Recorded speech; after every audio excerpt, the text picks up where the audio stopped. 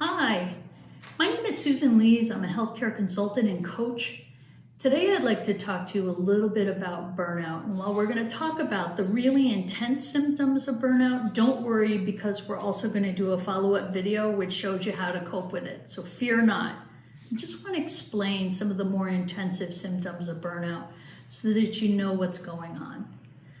When you think of how you define burnout, one of the best definitions of burnout that I've seen is from the team at Mayo Clinic, who say that burnout's they describe it as job burnout, and they say it's a special type of work-related stress, a state of physical or emotional exhaustion that also involves a sense of reduced accomplishment and loss of personal identity.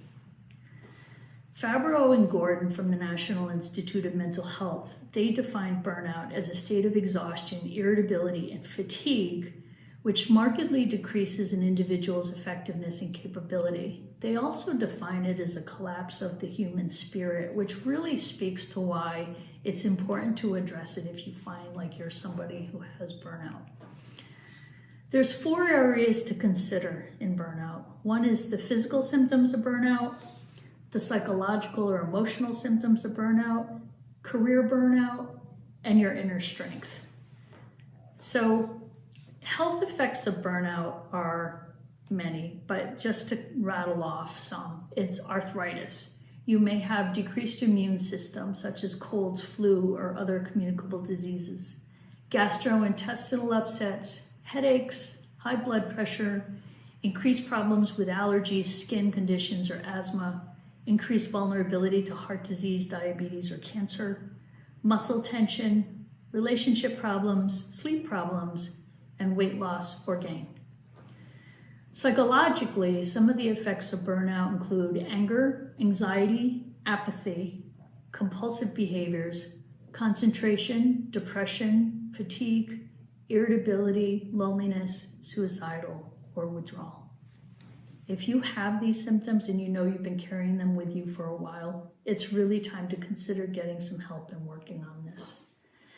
With your career, you see a progression. There's a progression of burnout, and it usually starts with you feeling enthusiastic about your job, you're going to work, you're loving the work that you're doing, everything's good. But then you start feeling pessimistic and dissatisfied about the work that you're doing. It's kind of like that honeymoon's over stage. You realize you just don't feel the same way you used to. As that career burnout progresses, you feel withdrawal and isolation, and this irreversible detachment that doesn't seem to go away.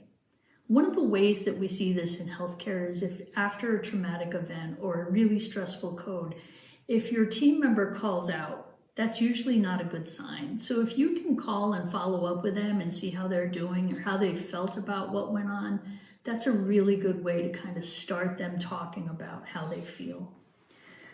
Lastly is pay attention to the inner strength that you have related to your career. Ask yourself, why did you choose your career in healthcare? Why did you choose to become a nurse or physician? And then what have you learned from your career? What have you learned about yourself? And what have you learned about the people that you've served? Then why have you stayed? Why have you stayed in your career? Is it just about the money, or is it about the rewards from caring for others and giving back?